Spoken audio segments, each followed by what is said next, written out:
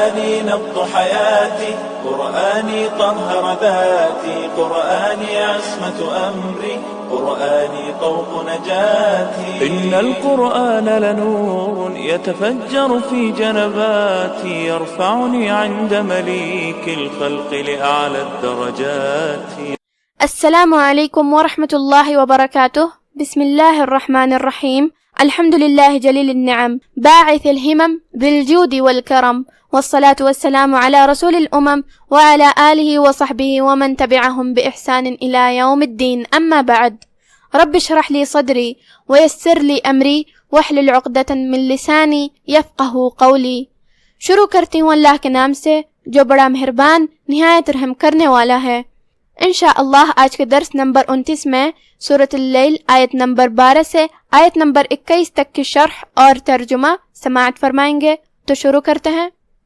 اعوذ باللہ من الشیطان الرجیم. ان علینا للہدا. کلمت ان میں یہاں جو کہ الف کے نیچے زیر ہے، لہذا دھیان رہے ہم حمزہ کو نیچے سے پڑھیں گے. پھر یہاں نون پہ تشدید ہے جو کہ تشدید کی اصلیت 2 حرف ہوتی ہے، لہذا 2 حرف کی مقدار میں نون کو ادا کرنا ہے اور تشدید کو ہم ظاہر کریں گے. کلمت علینا میں یہاں حرف العین ہے، ہم اسے حلق کے درمیان والے حصے سے ادا کریں گے. کلمت للہدا میں یہاں لام پہ زبر ہے، لہذا دھیان رہے لام کو زبر سے پڑھنا ہے. پھر دوسرے لام پہ جزم ہے تو ہم جزم کو ظاہر کریں گے. آخری میں یہاں مد طبیعی ہے، لہذا ہم 2 مد کے برابر اپنی آواز لمبی کریں گے. ان علینا للہدا وَإِنَّ لَنَا لَلْآخِرَةَ وَالْأُولَى. کلمت وَإِنَّ میں یہاں نون پہ تشدید ہے، ہم تشدید کو ادا کریں گے لیکن ہم اپنی آواز لمبی نہیں کریں گے تاکہ نون کے بعد مد الف نہ ظاہر ہو. وَإِنَّ لَنَا لَلْآخِرَةَ. کلمت للآخرہ میں یہاں لام پہ زبر ہے، دھیان رہے ہم لام کو زبر سے ادا کرتے ہیں. پھر یہاں را پہ جو کہ زبر ہے لہذا حکم ہوا تفخیم، تو ہم را کو بھاری آواز میں پڑھیں گے. پھر یہاں تا مدورہ ہے اور اس پہ بھی زبر ہے تو اس کا بھی دھیان رہے، تا کو ہم زبر سے پڑھیں گے. وَإِنَّ لَنَا لَلْآخِرَةَ وَالْأُولَى فَأَنذَرْتُكُمْ نَارًا تَلَظَّى. کلمت فَأَنذَرْتُكُمْ یہاں الف ہے لہذا ہم حمزہ کو ظاہر کریں گے. پھر یہاں نون ہے اور اس پہ جزم ہے اور اس کے بعد حرف دال ہے. دال کی ادائیگی زبان کے سر اور اوپر والے دانتوں کے اندرونی کناروں سے ہے. دال حروف الاخفاء میں سے بھی ہے، لہذا ہم نون کو بغیر ظاہر کیے ہوئے لیکن غنہ کے ساتھ یہ حکم کو ادا کریں گے.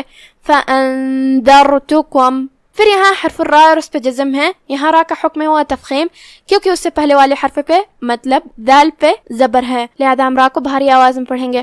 یہاں تا پہ پیش ہے، کاف پہ بھی پیش ہے، تو یہ دونوں حرکات کا دھیان رہے. آخری میں میم پہ جزم ہے، یہاں میم کا حکم ہے اظہار شفوی، لہذا میم کو ظاہر کرتے ہوئے یہ کلمہ کو ادا کریں گے. فَأَنذَرْتُكُمْ نَارًا تَلَظَّى.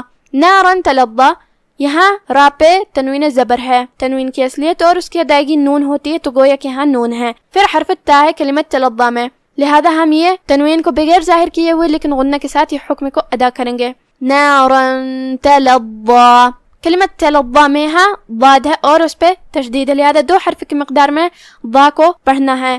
ضا کی ادائیگی زبان کے سر اور اوپر والے دانتوں کے اندرونی کناروں سے ہے لیکن ضاد حروف تفخیم میں سے ہے تو ہم اسے بھاری آواز میں پڑھیں گے. آخری میں مد طبیعی ہے تو ہم اپنی آواز 2 مد کے برابر لمبی کریں گے. فَأَنذَرْتُكُمْ نَارًا تَلَظَّى لَا يَصْلَاهَا إِلَّا الْأَشْقَى. کلمت یصلاها یہاں حرف الصاد ہے، اس پہ جزم ہے، صاد حروف التفخیم میں سے بھی ہے تو یہ دونوں حکم کا دھیان رہے. پھر یہاں لام کے بعد چھوٹا سا مد ہے، یہاں مد طبیعی ہے لہذا ہم اپنی آواز 2 مد کے برابر کھینچیں گے.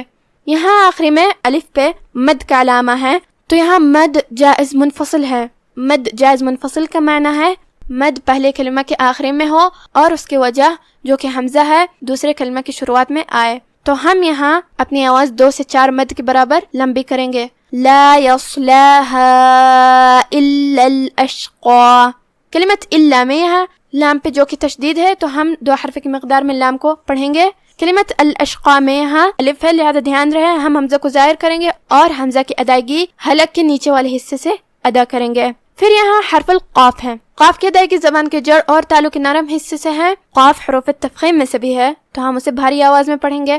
لا يصلاها إلا الأشقى الذي كذب وتولى. کلمت الذی میں یہاں لام پہ تشدید ہے لہذا 2 حرف کی مقدار میں لام کو ہم پڑھیں گے. پھر حرف الدال ہے, دال کی ادائیگی کا دھیان رہے. کلمت کذب میں یہاں بھی حرف الدال ہے اور اس پہ تشدید ہے تو یہ دونوں حکم کا دھیان رہے. کلمت وتولی میں بھی ہم لام کو 2 حرف کی مقدار میں پڑھیں گے.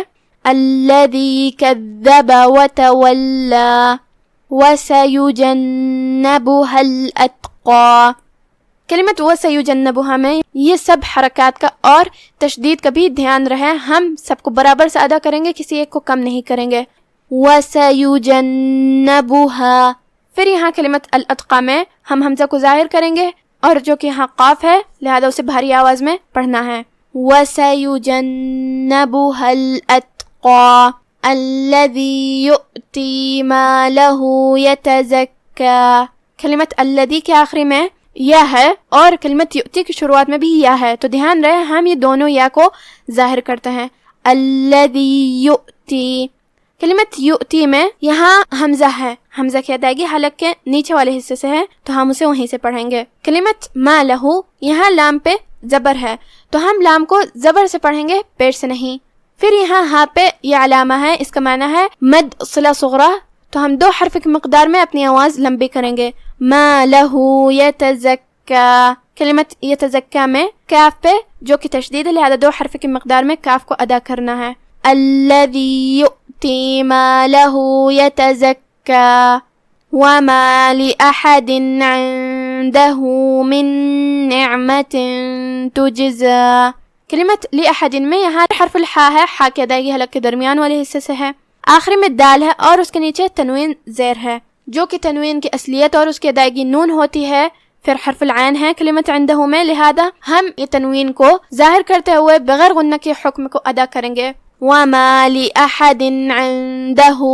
کلمت عندہ میں یہاں نون پہ جزم ہے. پھر حرف الدال ہے, دال حروف الاخفاء میں سے ہے لہذا ہم نون کو بغیر ظاہر کیے ہوئے لیکن غنہ کے ساتھ یہ حکم کو ادا کریں گے.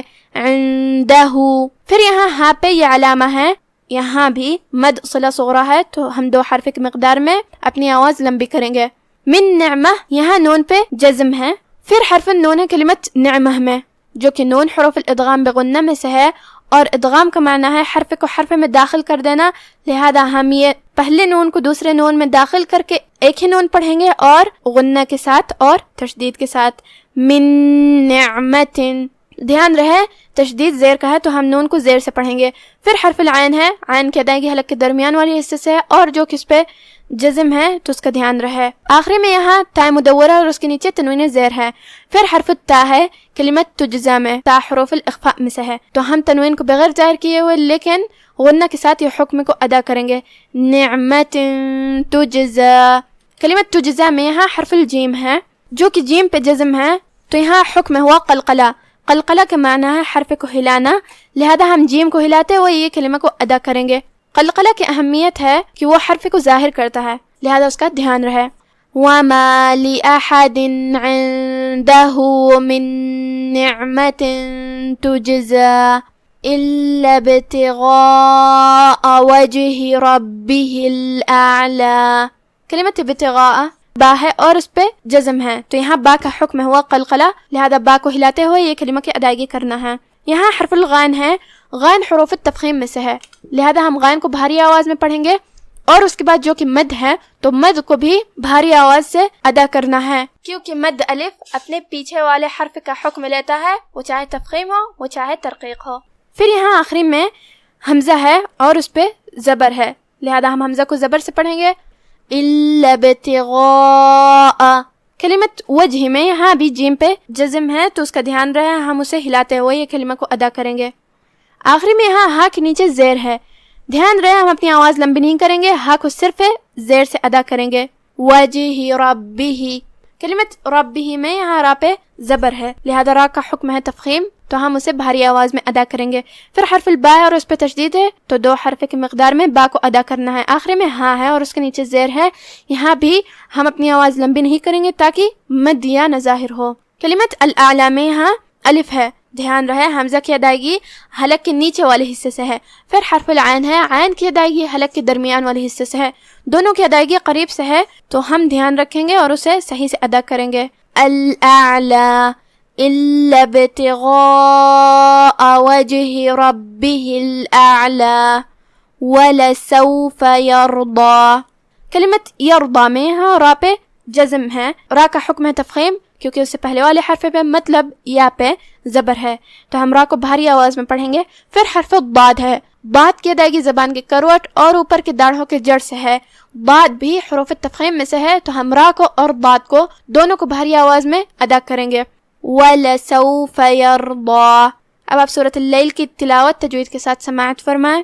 اعوذ باللہ من الشیطان الرجیم ان علینا للہدی وَإِنَّ لَنَا لَلْآخِرَةَ وَالْأُولَى فَأَنذَرْتُكُمْ نَارًا تَلَظَّى لَا يَصْلَاهَا إِلَّا الْأَشْقَى الَّذِي كَذَّبَ وَتَوَلَّى وَسَيُجَنَّبُهَا الْأَتْقَى الَّذِي يؤتي ماله يتزكى وما لأحد عنده من نعمة تجزى إلا ابتغاء وجه ربه الأعلى ولسوف يرضى.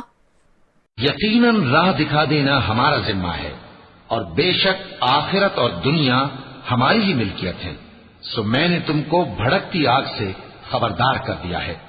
اس میں وہی داخل ہوگا جو بڑا بدبخت ہے، جس نے جھٹلایا اور منہ پھیرا، اور جو بڑا پرہیزگار ہے وہ اس سے بچا لیا جائے گا. وہ جو اپنا مال دیتا ہے تاکہ پاک ہو، اور اس لیے نہیں دیتا کہ اس پر کسی کا احسان ہے جس کا بدلہ اتارا جائے، بلکہ اپنے رب اعلیٰ کی رضامندی حاصل کرنے کے لیے دیتا ہے، اور وہ عنقریب خوش ہو جائے گا. بس آج کا ہمارا درس یہیں ختم ہوتا ہے. وآخر دعوانا ان الحمد للہ رب العالمین. والسلام علیکم ورحمۃ اللہ وبرکاتہ.